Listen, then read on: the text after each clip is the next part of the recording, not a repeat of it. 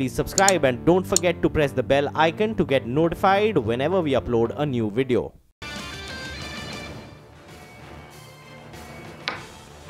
Welcome back. You're watching Power Breakfast on CNBC TV18. Well, the Cabinet may clear the IBC Ordinance today. The recommendations, if approved by the Cabinet, will pave the way for out-of-court settlements of bad loans if 90% of the lenders support such a move. Lata joins in on what this could mean and the likely impact. Lata, morning. Well, we have been expecting that the Insolvency Code, the IBC, the Insolvency and Bankruptcy Code will be amended. In fact, on Saturday, we were very sure the amendments would come.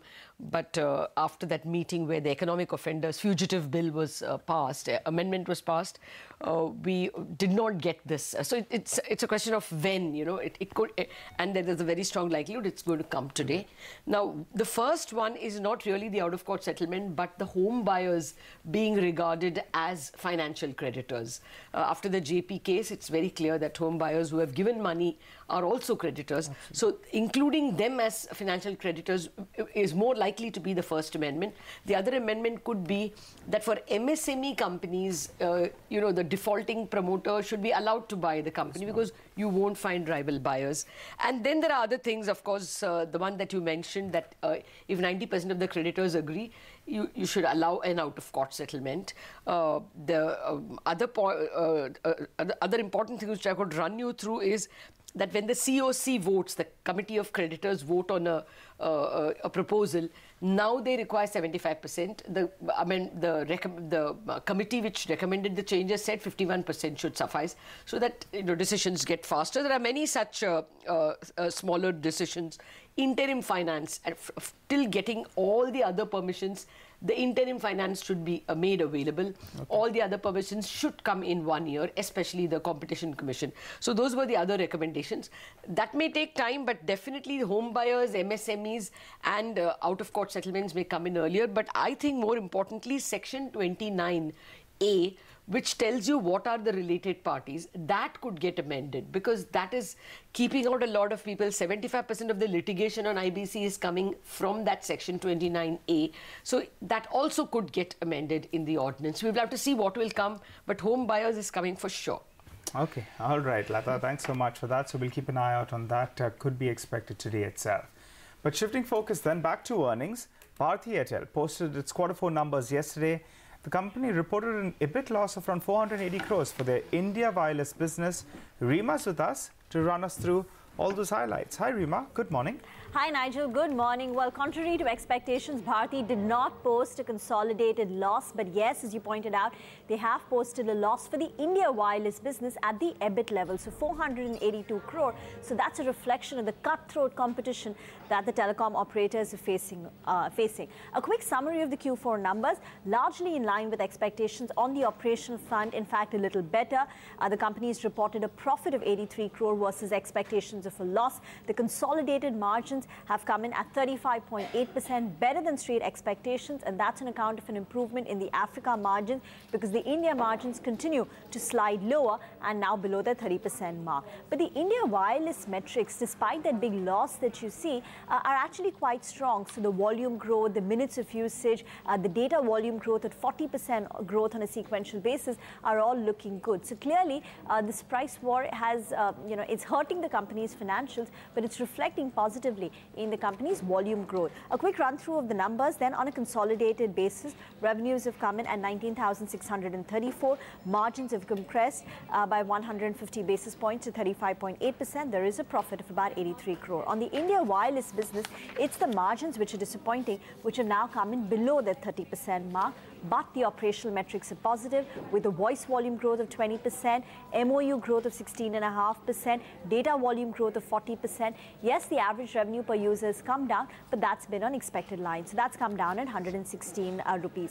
Africa, the operational performance has been better than what the street was anticipating. So on the whole, I think Bharti seems to have managed this quarter pretty well. Their internal metrics are looking quite good, but there is a loss at the EBIT level. But today, of course, it could react to the TD SAD relief, which has come through, where they've stayed the TRAI order, which had tweaked the definition of a significant market player in order to calculate the predatory pricing. So that could be the key reason why telecom stocks could see a relief. Okay. All right, Rima, but stay with us. There is Wipro, and what's your expectation? Remember, Wipro has been one of the worst performing IT stocks. It's down about 7.5–8% versus the IT index, which has rallied 18% in 2018. So our expectation is that in Q4, its performance will be similar to that of the industry. A dollar revenue growth of 2.7%. In constant currency terms, it should be a growth of 1.3%. So closer to the lower end of the company's guidance of 1 to 3%. But it should be comparable to what peers have done. Remember, in fees, constant currency growth was 0.6%, while TCS was at 2%. Margins will show optically a big jump, and that's because in the prior quarter, there was a provisional write back. On a like-to-like basis, margins will be 17.4 versus 17.2%. But remember, Wipro had come out with a profit warning where they said that one of the telecom operators, deemed to be Aircel, is going through bankruptcy, so that will impact the company's profitability to the tune of 65 to 75 basis points. So we'll see where Wipro actually reflects this loss. With respect, the key to watch will be the Q1 guidance, so that is seen at about 0.5 to 2.5%. But there are people who believe even a 0 to 2% guidance is likely because Q1 is seasonally weak for Wipro. If you remember, last year its constant currency growth was only 0.3%. The year prior, it was boosted on account of an inorganic contribution. The year before that was 0.2. So basically, I'm trying to say Q1 is a weak quarter for the company, and therefore the guidance could also be weak, 0 to 2 or maybe 0.5 to 2.5%. The key to track will be when will the company's growth converge with that of its peers going forward. Do they continue to hold on to their margin band, the digital contribution? Financial services has been growing very smartly for Wipro. Can they continue that? And healthcare has bottomed out and started showing signs of growth. All right, Rima, but Persistence, Zensar, as well as Tejas Networks, all of them came out with a set of numbers. How were these results? A quick run through. Zensar, it was a mixed quarter, though the digital portfolio has been very strong for the company. Dollar revenue growth 3.2%. Margins have come down by over 100 basis points. Profits have been boosted on account of a higher other income. It's the digital portfolio which is keeping the analyst community happy. It's now 40% of the overall revenue. 84% of the incremental revenue in FY18 was digital. Persistent, it was a weak quarter, but in line with what the management had already guided lower. So dollar revenues fell by 4.5%. It's the IP or intellectual property business, which is about 20% of the overall revenues, saw a sequential fall of 20%. But again, it was guided by the management, so it shouldn't come as a negative surprise. Because of that, its margins as well as profitability was significantly lower. In the conference call, the management has said that this IP miss was a one-quarter phenomena, and in FY19, they expect revenue growth to be better than that in FY18. Tejas Networks has actually been a very disappointing quarter. Remember, they had already lowered their guidance. The start of the year, it was 20% FY18 revenue growth. They brought it down to 5%. It was further said that we will end, FY18 will see negative growth. But no one in the street anticipating a 17.5% drop in their revenues for the full year. So Tejas Networks has actually been, the weakest set of numbers, and the key reason being a delay in receiving large orders. So for Q4 per se, revenues down 60%, margins have come down from 17% to 10%, profits are down 55–56%. So this stock could be under pressure today. Well, Nigel, we have Ultratech numbers which will be coming out today. So what's your expectation? Well, the numbers, first of all, will be during lunchtime. Maybe around 2 p.m. is when we should work with the numbers. Now, in terms of our expectations, we're looking at the standalone numbers. Top line, that'll be a good growth. It should be roughly around 29%. Now, majority of that top line growth is because of volumes, not because of pricing. So the sales volume should jump up by nearly around 28% or thereabouts. We're looking at for a number of around 17.5 million tons approximately. So keep an eye out on that number, and keep an eye out on the number that you're comparing it with as well. So 28% broadly is the sales volume growth that we're looking at. This realizations, remember, in this fourth quarter, they didn't jump up like they normally do. So a little boost is going to be coming in from realization, should be more or less flattish. ACC delivered a pleasant surprise because, the realizations were up by nearly around 2 to 3% on a sequential basis, but they have more amount of exposure to East India. So that was the reason why ACC did deliver better than expected realization increase. We'll keep an eye out on the realizations, but we'll say why in fact are we seeing such a big growth in terms of volumes? That's because of consolidation of JP assets. Remember, JP Cement's assets, they were consolidated in the first to around second quarter or FY18. So in the same quarter last year, well, JP Cement's assets were not part of it. The street is working with capacity utilization levels of these acquired assets to go up to nearly around 60% in the first quarter of the past fiscal. it was only around 15%. So 60% approximately is what we are working with. So JP Cements, it gives a boost to the top line as well as volumes. But in terms of margins, well, there's a bit of a compression there. So we're working with margin compression to the tune of around 200, 220 basis points. Why is that? Because the profitability of JP Cements, that is lower than what UltraTech does. Nearly around 200 rupees on a EBITDA per ton basis is the deficit that we see from JP Cements in comparison to the UltraTech normal business. Besides that, realizations haven't gone up. So that's why, in fact, it's putting some pressure because input costs have gone up. Petcoke prices have jumped up. Diesel prices are up. So power and fuel cost on the whole will be higher. Though we are seeing an operating profit will jump up a bit, it will be a growth of around 13 to around 14%, but the net profit decreases by around 23%. Consolidation of JP's acquired assets, that's what will lead to an increase in interest costs as well as depreciation costs. We'll wait for the set of numbers 2 to around 2:30 p.m. I guess we'll have them with us.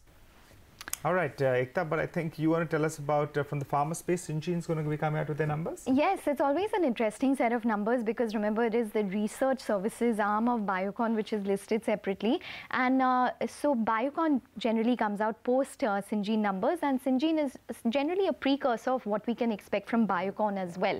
So Syngene is expected to probably continue in terms of the outperformance that we've seen. The stock itself has returned around 20% on a year-to-date to investors, but in terms of research, in terms of the business itself, the revenue is expected to grow around 15% on a year-on-year basis, along with margins which should sustain at around 30%. The commentary from the management would be interesting because there have been a couple of new tie-ups that they've had in terms of clients. So where exactly that is progressing, we had spoken to them just recently with regards to that, but any more incremental information will be closely watched. The growth is expected to be led by their chemical development business, their discovery services vertical.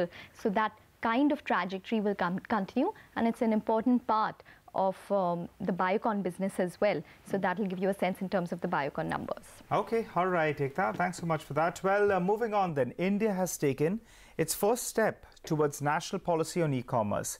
It has set up a task force that will submit its report in the next 5 to around 6 months. Ritupurna Boyan, who was tracking this meeting, filed this report.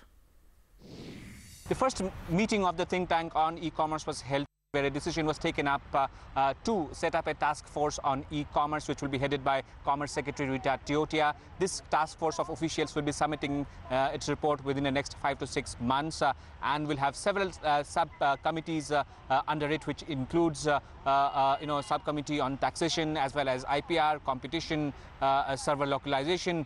And once the report is submitted, the government will take a call on a national policy on e-commerce, and not only that, the government will also take a call after the report is submitted on if to set up a national regulator for the e-commerce sector. Okay, and we also spoke to the Commerce Secretary as well as the Commerce Minister with regards to this development. Let's hear them out. What we've tried to create is a stakeholder platform so that there can be a robust discussion on the issues around electronic commerce, the associated subjects which actually impinge on that. And the objective really is to come out at the end of the deliberations with a framework for a electronic commerce policy. To create regulation, it should not be created in such a way that we will stifle the industry. It will bring down the potential growth of the industry. We want to involve all the industry players and will not create a regulation unless it is broadly acceptable and something which is coming out of their own feeling. That is right. Okay then, well, let's focus on the metal space. And Manisha Gupta joins in early this morning. Morning, Manisha, tell us what's going on there. Well, plenty, and as you've been, talking about it as well, we have seen some more pressure continue for aluminum. Shanghai at least has opened slightly on the weaker note. LME seems to have stabilized early in the morning today. But, there are more statements coming in from U.S. Now, there is a consideration that the Trusal perhaps would be, exempted completely. Those conversations are on. The stock holding is being talked about from Oleg there. So there is plenty being conversed on. And apart from that, you also have seen the aluminum inventories gain up by 9% in the month of April itself. So there is, of course, a bit of a confusion because we have seen price movement on the other side. The inventories have been increasing, and that really seems to be pulling the prices down. In any case, 25% of gains in 2 weeks was too much too soon, and the markets seem to be getting into a profit-taking mode. And that seems to be spilling over onto other space where you have seen the iron ore prices open slightly on the weaker side as well. And markets are also looking at weak opening in sense of lead and zinc as too. The crude oil prices on the other side also have gone in for some profit taking. We did see a high of 75.47 in the markets yesterday, but just holding below 75 right now. This is because there's an anticipation that you are looking at a surprise build-up in the U.S. weekly inventories in this week by 1.1 million barrels, and that's pulled the prices down. But there's not too many people who really are heading for shorts here because there still are concerns when it comes to global supplies. The demand estimates are on the stronger side. Another geopolitical premium which seems to have gone off, of course, is in sense of Iran. After statements from U.S. and the France premier yesterday on how they perhaps could go on with the Iran nuclear deal is something that also seems to be putting some pressure now. So the geopolitical easing, the sanction concerns easing, that really has led to some profit-taking in commodities in Asia right now. Okay, all right, Manisha. Thanks very much for that. Well, let's go across to Manglam now, who joins in to tell us what he's picking up in the F&O space. Manglam? Morning, Ekta. So, the one thing that really stood out was the kind of recovery that we saw in the last hour of trade, and the India VIX as a result of that declined about 10%. So the India VIX, which measures fear and volatility, is standing at around 11.9, which is the lowest that we've seen in calendar 2018. So that's telling you that maybe, a lot of the volatility has gone down, and the street is perhaps bracing for a big move on either side, given the lower VIX that we've seen. And then after that, we got the cue coming in from Wall Street. FIIs, they bought about 275 crores in index futures out there. There was a lot of short covering, 6,300 long contracts unwound, but given the up move that we saw in the last hour of trade, a lot of shorts covered their positions. 10,500 shorts covered their positions in index futures. And index options, now we were talking about the India VIX. When the India VIX goes down, the premium on options goes down. So the people who've written those options, they perhaps took some profits home. So 2,400 crore worth purchase in index options, where the FIIs unwound both short calls as well as short puts, maybe taking some profits off home for their home. Because if you take a look at what took place in the index calls as well, not a lot of movement in the index call prices, so some unwinding there, and at lower levels a lot of long puts were bought because they were protecting themselves for a downside. 10,600, 10,650 puts, both of them were active in trade, but ahead of expiry, 10,500 put and 10,700 call are where the markers are placed. Keep an eye out on a couple of stocks. GMR Infra and Wockhardt Pharma, both of them enter the F&O ban, while Jet Airways, JP Associate and TV18 Broadcast exit F&O ban. Okay, all right.